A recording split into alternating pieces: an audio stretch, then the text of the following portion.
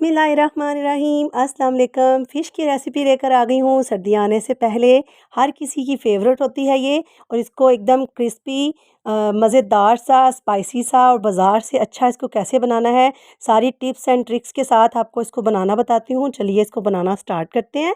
और उसके लिए मैंने यहाँ पे तकरीबन 2 किलो ली है फ़िश। ठीक है, आप अपनी मर्ज़ी की कोई सी भी फ़िश ले सकते हैं। ठीक है, ये देखिए मैंने ये काला रोहू ली है यहाँ पे, और इसको इस तरह के पीसीज में मैंने कट कर लिया है, और इसको अच्छे से वॉश कर और मैंने इसको स्टैंडर पर रख दिया था ताकि इस अच्छे से जो है इसका पानी जो है निकल जाए। ठीक है, उसके बाद मैंने यहाँ पे दही लिया है। दही को मैंने छन्नी में डालकर छोड़ दिया था। उसका एक्स्ट्रा जो पानी होता है जितना भी, वो सारा हमने निकाल लेना है, और दही हमारा इस तरह का क्रीम की फॉर्म में आ जाएगा। वो हमने लेना है तकरीबन आधा कप। 1 चम्मच भर का यहाँ पर लहसुन का पेस्ट लेना है हमने। तकरीबन 1 टीस्पून हमें इसमें सोल्ट लेना है। कम इसलिए लेना है क्योंकि फ़िश को ऑलरेडी पहले ही फ़िश वाले जो हैं लगा कर देते हैं। ठीक है, और कुटी हुई मिर्च लेंगे 1 table spoon, half table spoon इसमें लेंगे पिसी हुई लाल मिर्च, और 2 टीस्पून लेंगे इसमें काली मिर्च। चाट मसाला लेंगे 1 टीस्पून, और सोया सॉस इसमें जाएगा 3 टेबल स्पून, और सिरका भी 3 टेबलस्पून ही जाएगा, और चिली सॉस भी। ठीक है, ये तीनों सॉसेस जो हैं 3 टेबलस्पून जाएंगे इसके अंदर। अच्छे से इसको मिक्स करेंगे। देखें, ये बिल्कुल घर की चीज़ें मैं आपके सामने इसमें ऐड कर रही हूँ। इसमें जाएगा ज़ीरा। इसको हाथों से हमने ऐसे क्रश करके इसके अंदर ऐड करना है। आप चाहें तो इसको वैसे भी मोटा दरदरा कूट सकते हो। और सूखा धनिया इसमें जाएगा 1 टेबलस्पून। इसको भी हाथों से क्रश कर इसके अंदर डालेंगे मसाले के अंदर।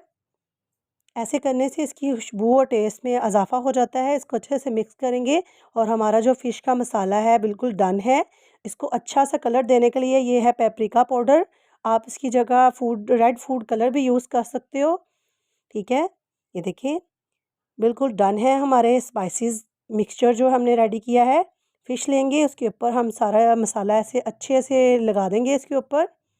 और फ़िश को आप अच्छा टेस्ट इसका चाहते हो तो इसको ओवरनाइट स्पाइसेस के साथ स्पाइसेस लगाकर आप इसको छोड़ दें फ्रीज़र में।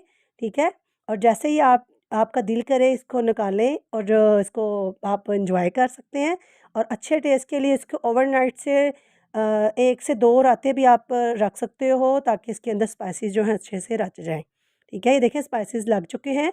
इसको कवर करेंगे, ओवरनाइट के लिए छोड़ देंगे फ्रीज़र में। ये देखें जी।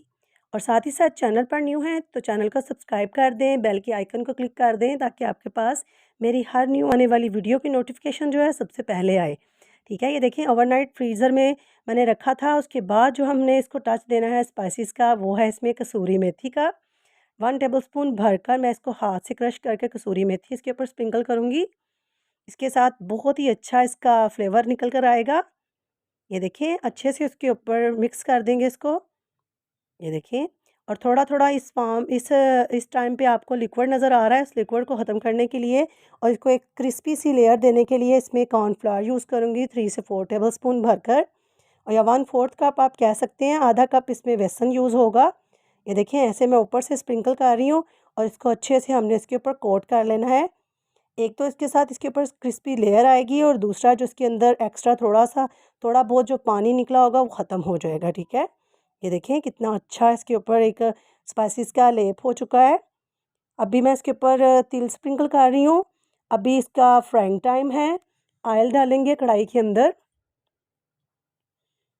और इसको हमने लो से मीडियम फ्लेम के ऊपर हमने इसको गर्म कर लेना है। जैसे ही ऑयल गर्म हो जाएगा तो फिर हमने नेक्स्ट क्या करना है, फ़िश को जस्ट फ्राई करना है हमने।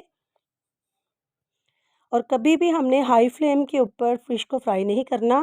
बिल्कुल मतलब लो से मीडियम फ्लेम के ऊपर ही हम फ़िश जो है फ्राई करेंगे, ताकि अंदर से अच्छे से कुक हो सके और ऊपर से क्रिस्पी हो जाए।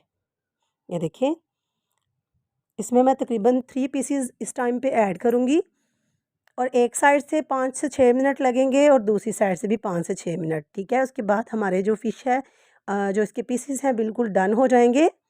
ये देखिए, और कभी आपने ये नहीं करना कि फ़िश के पीसेस को घी में डालते ही आप स्पून चलाना इसमें स्टार्ट कर दें। ऐसा बिल्कुल नहीं कीजिएगा।